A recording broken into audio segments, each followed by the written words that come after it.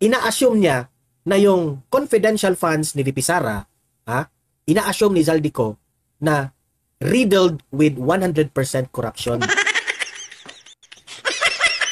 Corruption raw yung ginawa ni VP Sara. Ang tanong ko sa iyo, Zaldico, isa lang. Yung 4.5 billion ni Bongbong Marcos na confidential funds, wala yung corruption? Nagtatanong ako Wala yung corruption? Narito ang Balitang Pinoy TV.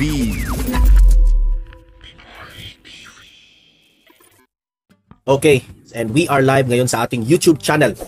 At itong vlog na ito ay usapang kaba ng bayan. Si Zaldico. Ito yung sinabi ni VP Sara na isa ito sa mga may hawak ang nagkokontrol sa budget ng Pilipinas. Ay nako, Zaldico. Alam nyo, si Zaldico, pinuna niya ang confidential funds ni VP Sara.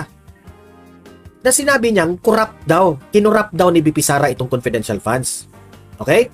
Sabi niya. Tapos, bakit naman raw tayo magrireklamo dito sa akap na ayuda na ito?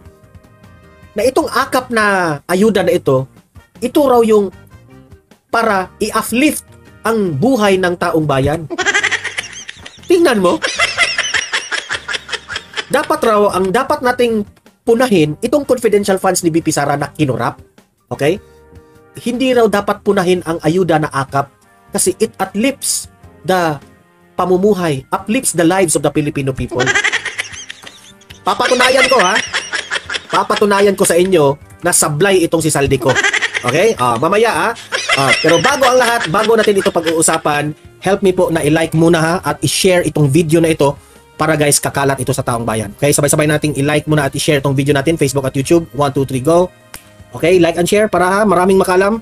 And also guys, paki-subscribe at paki-follow ito para lagi kayong updated sa mga balita na kagaya nito at ma-notify ang inyong mga cellphones kung meron tayong breaking news. Okay? So, kagaya nito, breaking news ito. So, sabay-sabay nating i-follow, i-subscribe, Facebook at YouTube. Ready? Follow, subscribe. 1, 2, 3, go.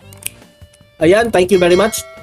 Ngayon, punta tayo dito sa isa na namang sinasabi ni VP Sara na dalawa lang po ang taong nagkokontrol ng budget ng Pilipinas. Si Zaldico at si Martin Romualdez. Si VP Sara ang may sabi niyan Ito ang sinabi kasi itong si Zaldico isa rin itong insecure kay VP Sara. Insecure ito Insecure. Ito rin ang sinasabi ni Zaldico. Ayan, Zaldico. Ang pogi ni Zaldico. Parang artista si Zaldico, no? Parang yung artista sa Train to Busan. Yung mga zombie sa Train to Busan. Zaldico. Peace, Zaldico. Parang artista si Zaldico sa Train to Busan. Yung gumaganon ba? Zaldico. Okay, so punta tayo dito kasi sinabi ni Zaldico. Sabi dito sa Politico, ayan may ano pa yan? May checkmark yan, meaning to say legit na mainstream media.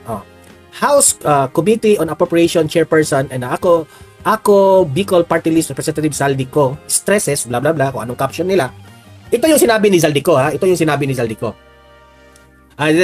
Nandito si Ray Sabugo. Wag mong diktahan, Rex. Magaling yan kaysa iyo. Ano na? Si Ray Sabugo, pakampi-kampi na. Napahiya naman to. Napahiya ka, Ray Sabugo, no? Napahiya ka. Alis ka na dito. Pikat mo. Oy, wag niyong tanggalin Wag niyong tanggalin si Ray Sabog. Oy, Ray Sabog, makinig ka. Pangaralan kita sige. Pumupunta ka dito. Ikaw yung pinagtripan ko. Sabi dito ni Zaldico, ano to? Kakampi ito ni Ray Sabog. Ray Sabog. Si Ray Sabog ngayon, aawayin yan sa mga moderators ko. Wag niyong itanggalin Hayaan mo siyang masaktan diyan. Punta na tayo kay Zaldico Sabi dito ni Zaldico, do we want confidential funds? Do we want confidential funds raw? Like those in Davao City? Ang target niya dito si VP Sara. DepEd or Office of the Vice President under VP Sara Duterte which were riddled with 100% corruption. So, ina-assume niya na yung confidential funds ni VP Sara, ina-assume ni Zaldico na riddled with 100% corruption. Corruption raw yung ginawa ni VP Sara. Ang tanong ko sa iyo, Zaldico, isa lang. yung 4.5 billion ni Bongbong Marcos na confidential funds, wala yung corruption? Nagtatanong ako ha. Wala yung corruption? Nagtatanong ako. Kasi yung kay VP Sara, 125 million pala. Hindi billion, di ba?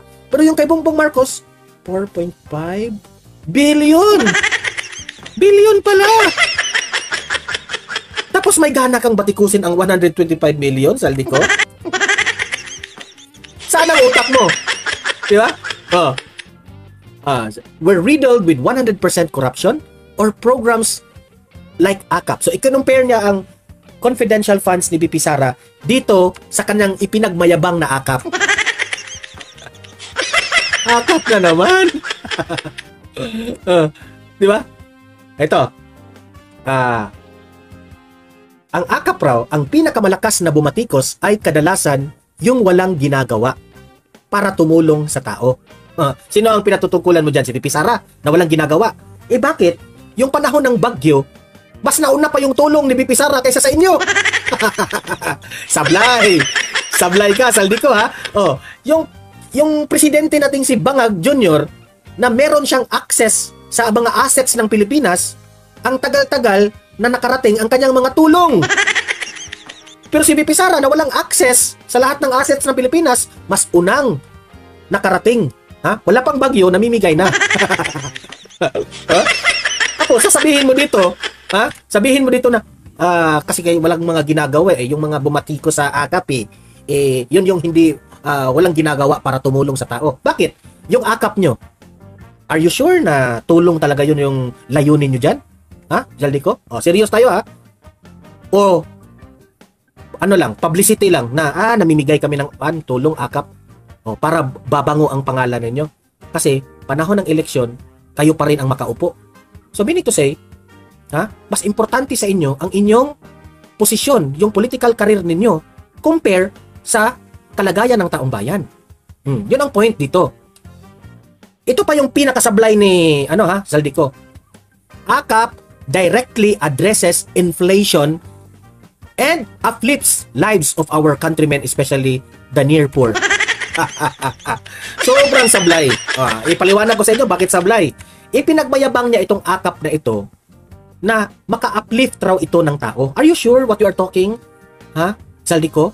Kasi po, ang pagkakaalam ko, when you are giving ayuda o this AKAP, dependent na ang mga tao. Dependent na ang tao. Ito pa, ang gusto kong ma-realize mo, Zaldico. Are you sure na you are really helping these poor people? Bakit merong mga nag-link, mga nag-leak na mga post na pagkatapos nilang naka-receive ng ayuda, nagpupunta sa sabungan, yung iba nag-scatter, yung iba nag-inuman, yun ba ang talagang tulong? Okay lang yung iba. Hindi ko nila lahat, hindi ko nila lahat. Kasi meron naman talaga na natanggap nila ang kanilang ayuda sa AKAP, no? Talagang bumili sila ng pagkain, kung ano-anong mga binili nila para makaahon sa kahirapan. At saka, especially yung mga tawag doon, maliliit lang yung sweldo, di ba? Na wala, may renta pa sa bahay. Kasi po, sabi nga nila sa mga eksperto, band-aid solution lang yan, yung pamimigay nyo dyan sa AKAP. Kasi kung tunay kayong tumutulong sa taong bayan, hindi lang 5,000 ang ibibigay nyo. Sobrang maliit lang yan. That's a band-aid solution. Kasi kung tunay kayong tumutulong sa taong bayan, hindi nyo lang bigyan ng 5,000. Give him 100,000. Okay?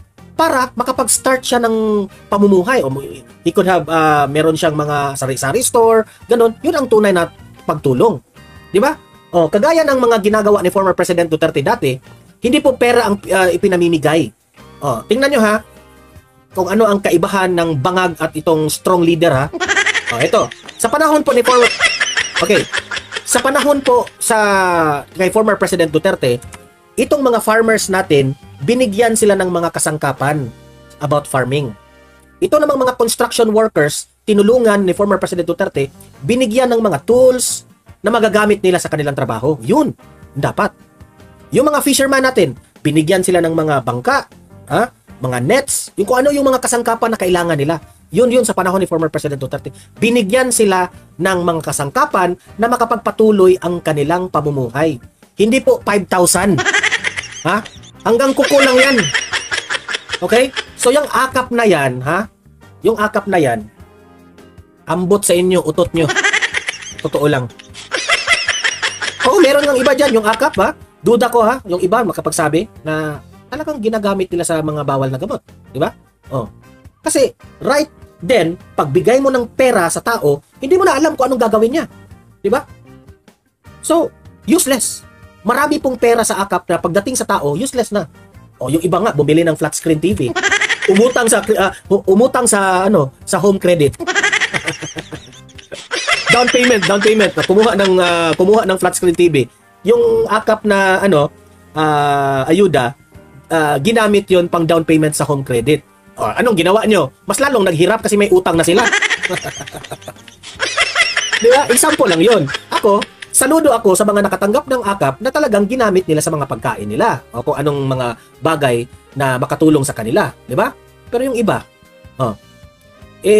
itong gobyernong ito, hindi nyo naman binigyan ng pansin ang kaalaman o edukasyon ng tao kasi, tingnan mo, yung Department of Education, hindi nyo binigyan ng sapat na budget, di ba? Paano magiging critical thinker o may kaalaman ang mga estudyante natin o ang taong bayan na magtrabaho. Kasi, yung education po, susi yun. Kapag meron kang kaalaman, na hindi na yan manakaw sa utak mo, nandyan na yan. Diba? So kahit hindi mo bigyan yan ng mga akap-akap na yan, marunong na yan kikita ng pera. Diba? Pero itong ginagawa nyo, gusto nyo lang, dependent ang mga tao sa gobyerno. Yun. Diba? Kumusta ka na dyan, Ray Sabog? Kumusta ka na? Natauhan ka na ba? Pikat mo. Dito talaga sa Donmar TV, if merong papasok na trolls dito o bashers dito, kayo talaga yung masasaktan. Kasi ako po yung pinaka mang-aasar na vlogger. Pikat nyo. Pikat nyo talaga. 5K ayuda pero binigay 2K lang, kupit yung 3K. Mayroong ganyan. Ay nako. Diba? Ito na nga mga kabalita. Ano na ang masasabi nyo patungkol sa balitang ito? Please comment down below mga kabalita. Pag-usapan natin yan sa comment section. At kung di ka pa nakasubscribe sa ating channel, baka naman